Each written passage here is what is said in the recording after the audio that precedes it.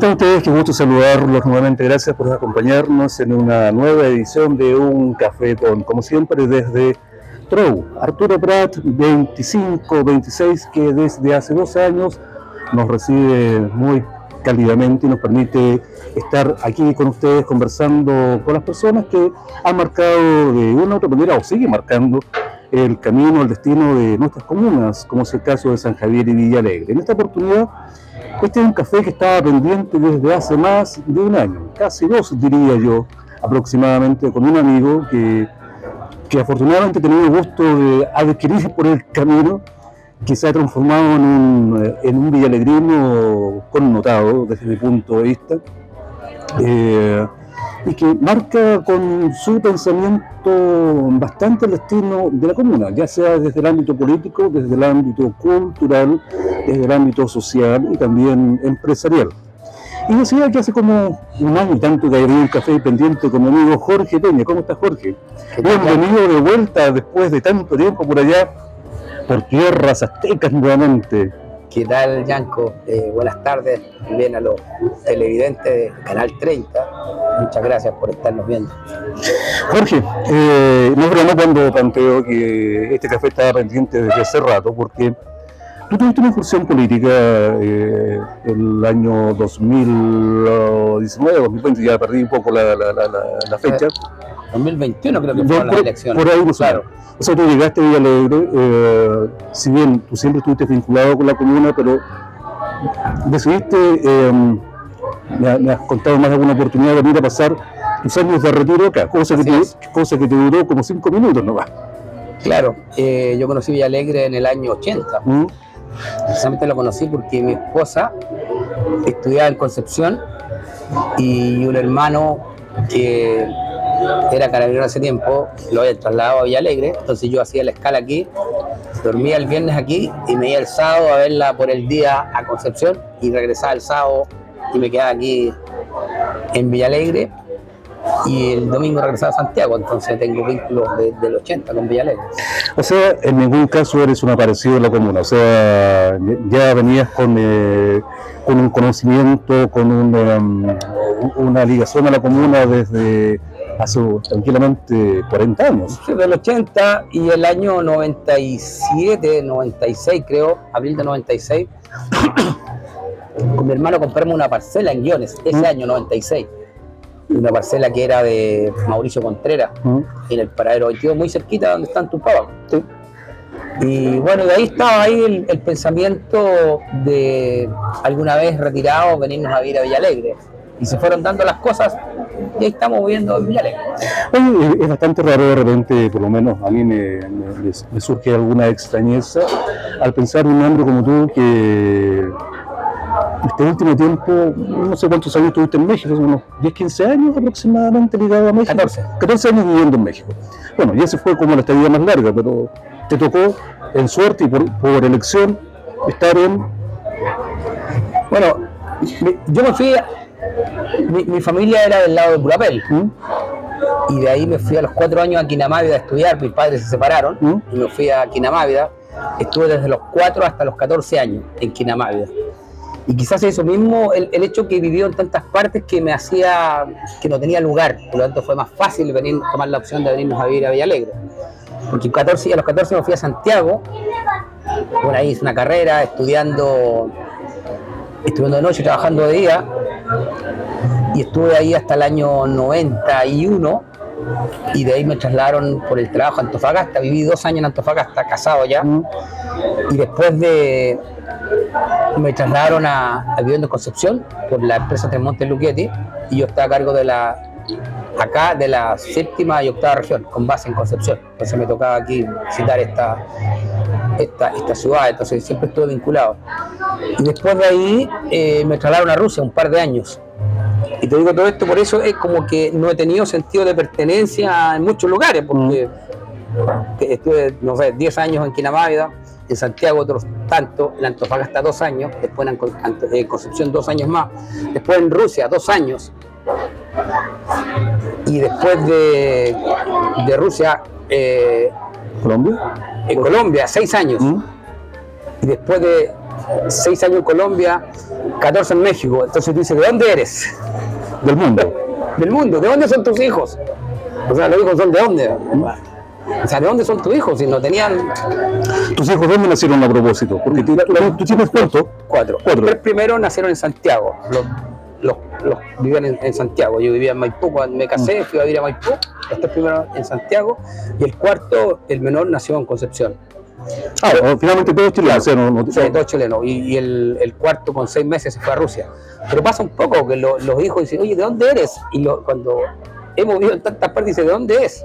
Pero yo lo único que tenía claro es que yo quería vivir cuando me tirara a vivir en Villa Alegre, porque conocí Villa Alegre, me encantaba y me encanta todavía, que decir, su río maravilloso, sus paisajes, su naturaleza. Jorge, ¿cuándo llegaste ya jubilado, entre comillas? Porque parece que tú como que eso de jubilarse es una cosa que es peor que una maldición, no, como que no puedes. Entraste al mundo empresarial, o sea, siempre trabajaste para una empresa, pero ahora te podrías definir como un pequeño empresario del mundo, diría que turístico, emprendedor, diría más que nada, emprendedor que quiere llevar su vida tranquila. Llegaste con un concepto nuevo y alegre, sí. Que implicó meter también las lucas que tú tenías ahí. Lo que pasa es que llegamos aquí, yo siempre dije que iba a vivir hasta afuera hasta los 60 años y de que me iba a retirar de la empresa donde estaba.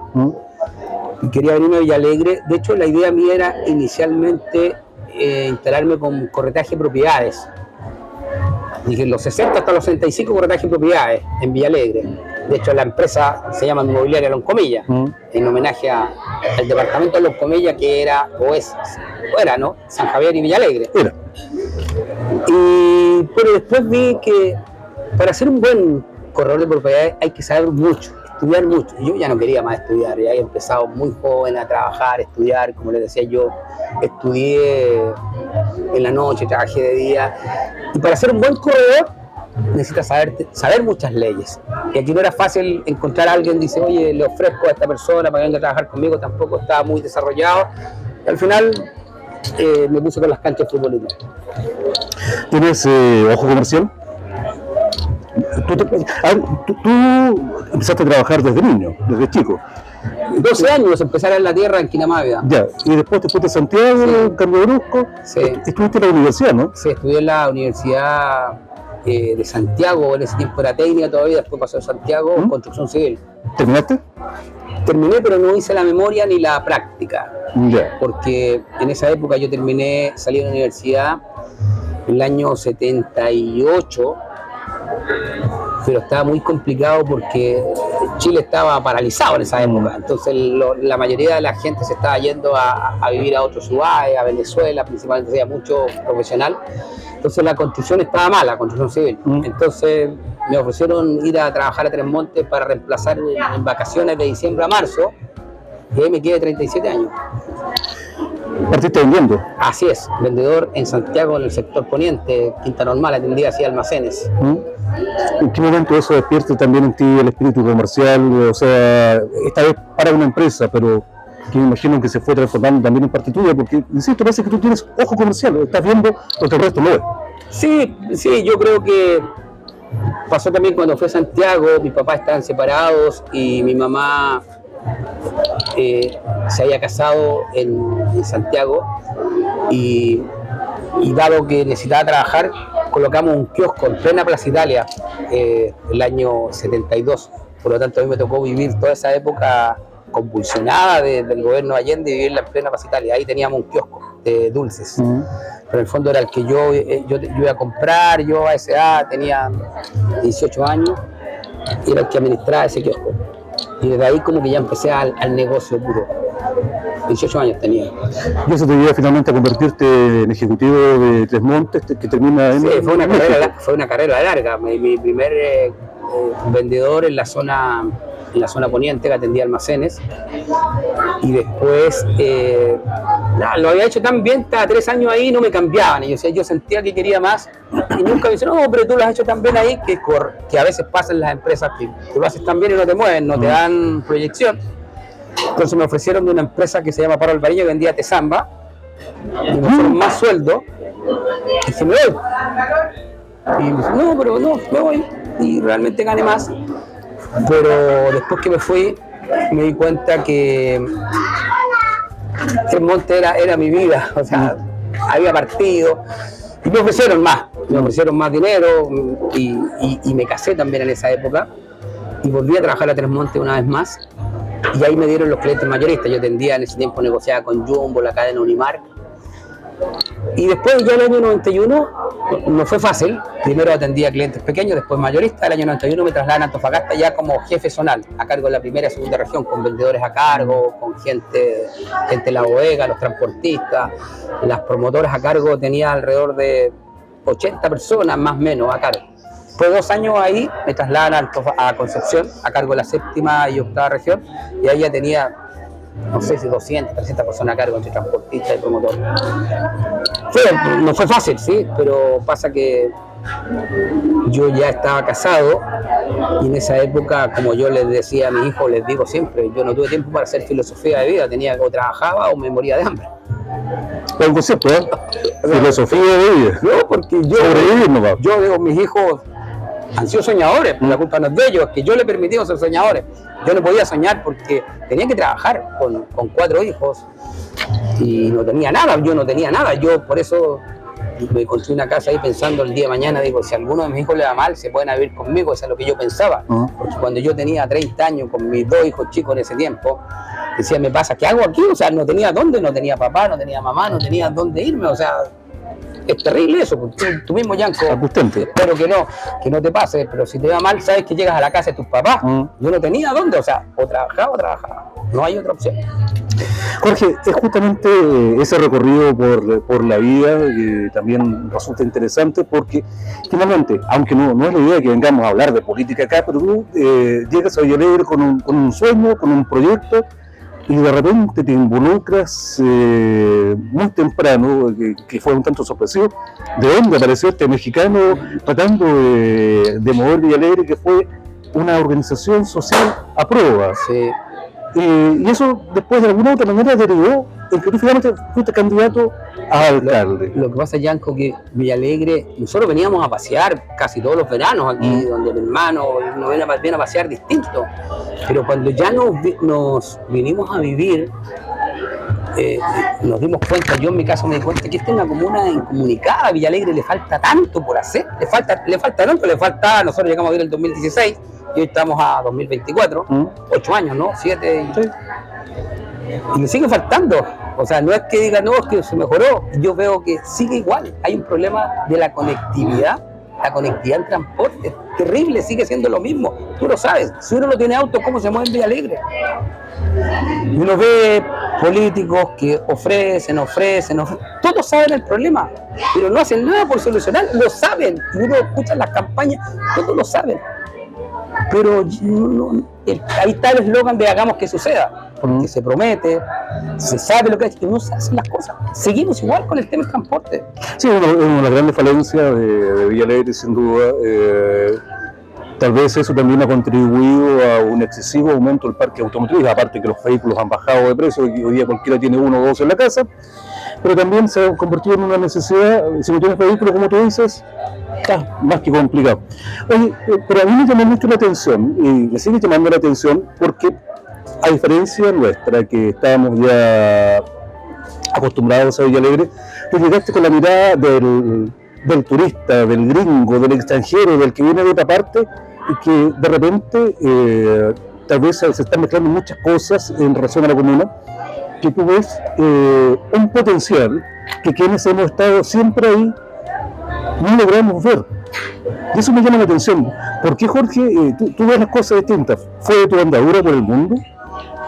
Un poco de todo. Lo que pasa es que yo vengo de una familia muy pobre. Te digo, viví en Quinamávida de los 4 hasta los 14 años y Quinamávida era como una aislada, estaba camino piedra para ir al colegio. Yo usaba las chalas o jotas que eran de neumático con las General, claro, con correa y que eran amarrar con alambre. Sí. Bueno, pero siempre después, como empecé a trabajar en ventas, y en ventas ahí el que pestañea pierde, entonces uno lo hace ser más busquilla, como se dice en término popular, ¿no? Y siempre he creído que el futuro de uno depende de uno como lo quiera tomar.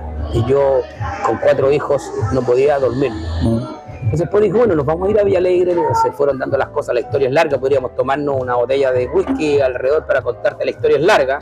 Llegamos a Villa Alegre, y ahí me di cuenta, te digo, principalmente el tema de la conectividad. Hay muchas cosas, por ejemplo, no hay una pista del atletismo para hacer deporte.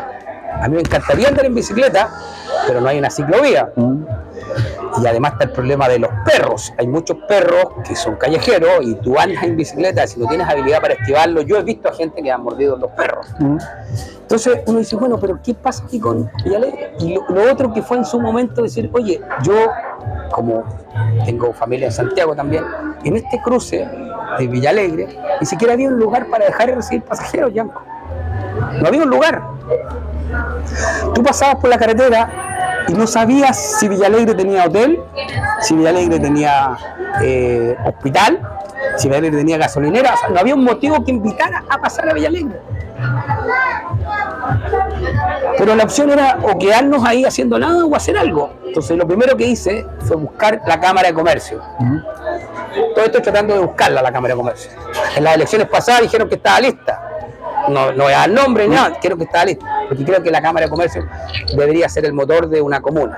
No existe hace muchos años, claro. Villa Alegre. Entonces, ya no habla la Cámara de Comercio. Entonces ahí, con la señora Lisa Tapia, vecina tuya, por supuesto. De mi padre, para ser claro, puntual. bueno, vecina de tus padres, tratamos de hacer una organización y varios vecinos más para trabajar por Villa Alegre, mejorar la calidad de vida. ¿Qué pasó con la prueba? Bueno, ¿Murió por muerte natural o no ha muerto? No, está ahí. Lo que pasa es que llegó la pandemia, ya no podían haber reuniones, Sí. y después surgió el tema de ser candidato. Yo no podía estar en la prueba por que era candidato, no podía prestar eso, y ahí se quedó. Y después, bueno, hubo cambio de administración, y se supone que nosotros nos metimos a prueba porque estaba muerta la comuna, pero llega un alcalde nuevo, mínimo hay que darle la oportunidad que tome los temas que nosotros planteamos, que los haga. Y de hecho, todos los puntos de aprueba están en el programa del actual alcalde. Ofreció él transporte gratuito para la zona rural, para adulto mayor, y que yo sepa todavía no está. Ofreció él también empresas que venir a instalar a Villa Alegre, que yo sepa no están. Entonces no tenía sentido a prueba porque llegó una nueva administración. Si el otro era para suplir lo que el alcalde anterior, en ese tiempo tenía 18 años, no había hecho en 18 años, entonces dijimos, bueno, o empezamos a criticarlo o tratamos de hacer lo que él no ha hecho. Más de criticarlo de lo que no había hecho, es ver cómo hacemos lo que hace falta para la comuna. Pero después entonces yo fui candidato y ya dijimos, la prueba, no puedo estar metido en la prueba. Pero no veo, se podría retomar en cualquier momento porque los problemas siguen siendo los mismos de siempre. El principal es la conectividad. La casa del emprendedor, por ejemplo, ayudar a los emprendedores a desarrollar nuevos negocios. El emprendimiento genera empleo, genera ingresos y creatividad.